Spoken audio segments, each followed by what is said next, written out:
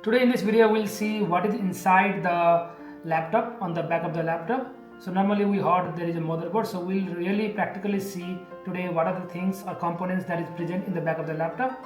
So for that, open the laptop from the back side. So we'll untighten all the screw one by one.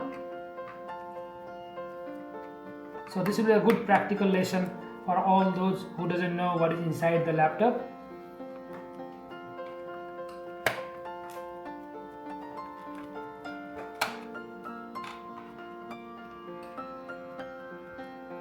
So once you open the screw, then open the lid of the laptop, back lid of the laptop nicely.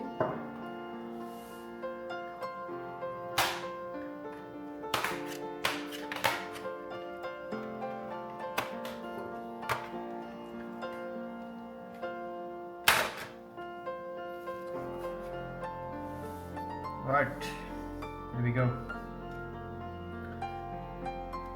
Motherboard. This is the motherboard here, and this is our RAM. Normally there will be two slots for the RAM. So in our laptop it's 16 GB RAM. So there is two slots, 8 GB each, and there is also a section for hard drive. So in this laptop we are using the SSD, which is a solid state drive, and there is also a battery in this section, and there is a fan which is for the cooling purposes. So here we have USB-C port, two USB-C port, one for the audio, and USB port and HDMI port.